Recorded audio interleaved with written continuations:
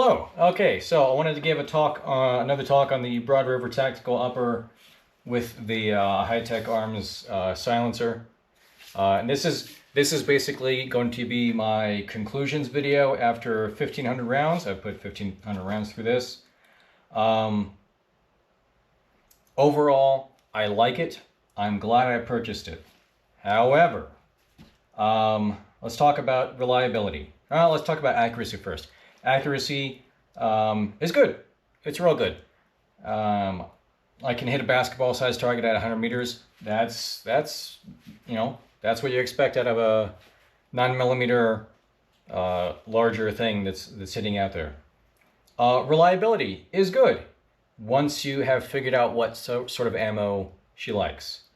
I settled on, I'm going to do the Winchester White Box 124 NATO stuff. Yeah, I think it's rated at, I think it's supposed to be plus P. So I don't know how a study of diet of that is going to go, but that reliably cycles the action. I can find it readily. It's cheap. That's what I'm going to use. To the things, so overall, it's good. I like it. I like it a lot. As to the things I don't like, the Broad River Tactical Upper is fine. The HITEC Arms suppressor, I'm having a lot of issues with as I'm firing. You have the end cap here. This is the muzzle cap. I suppose this would be the end cap. And then the tube. Everything except for the end cap here is aluminum. End cap is steel. And as I'm shooting, it'll just start to unthread. The muzzle cap will start to unthread, and the whole suppressor will start to unthread. This is designed for an MP5, not an AR9 type thing. And for the MP5, you're supposed to use this O-ring that goes down here, it goes on the barrel. And I imagine there would have to be some sort of recess in here for this to work, because right now it just fits flush, and you can see it's moving around. So if I was to center this and throw the suppressor on there, okay, well, that's where it starts to engage, and you can see that, like, that's just, it's an unset solution. This thing is moving around. I imagine it would stop it from the whole suppressor from unthreading, but also I'm not fully engaged on the threads. The barrel's not, I don't know what the barrel's doing on the barrel support. It's just, it's unsatisfactory, and I don't like it.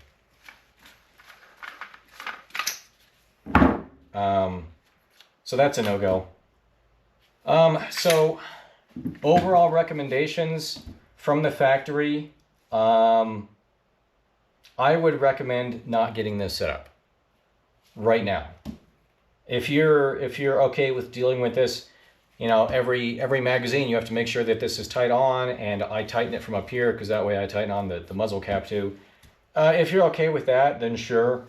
But like I said, I'm happy with the purchase. I'm glad I did it, but I would not recommend somebody else doing it, especially a more casual shooter, somebody who's not going to take the time to really do this, to really do what needs to get done. I'd say no. Don't buy this setup. It's not a casual thing. If you want a casual thing, then get an AR9 upper with a regular silencer that goes on it, but do not buy this setup. That's just me. So as far as what I can do to fix the issues of this coming off, I will take this apart and do it on another clip and show you what I'm going to do to try and mitigate these things. So yeah, that's reliability. What else? There was something else I wanted to talk about. Oh yeah. Okay, so this is my first silencer, and I had been, fire 600 rounds, take it apart, clean it, to where you can do surgery on it. You don't really need to do that. I think I've settled on what I'm going to do is every 1,000 rounds, which is convenient because that's a case of ammo. Every 1,000 rounds, I'll take this apart, clean it up real well, and take the handguard off and clean it up. Clean up the barrel and everything. But I don't think it's necessary to do it any more than that. So let me take this apart, and I'll show you what I'm going to do to try and mitigate these issues. Okay, here's the silencer taken apart. Got all my pieces here. So what's happening is this, here's the tube. So the muzzle cap is unthreading from the tube. The end cap, which is steel, is unthreading from the upper. So I think to mitigate this, I'm going to do some modifications. So I have an associate's degree in machining. I've never been a machinist, but it was a fun school. And for Christmas, I'm getting myself a tabletop hobby mill and lathe. And yeah, so that should be fun. So I think what I'm going to do is for the end cap here, since I already got the recesses for the spanner wrench here, I think what I'm going to do is get whatever diameter this is, 3 millimeter, 4 millimeter, whatever it is. I'm going to get a nylon, a piece of nylon and stick it in there to where it's not flush, to where it sticks out a little bit. And the idea is, like with a nylon locking nut, hopefully that piece of nylon, when I thread it up against here, will keep it in place. If that works, then what I'm going to do with the hobby mill is drill into each one of these vertically down this way, and do the same thing. Do it about 5 millimeters deep or whatever, and throw on a piece of nylon so that the nylon is engaging the threads on the tube, and hopefully that will mitigate the issue.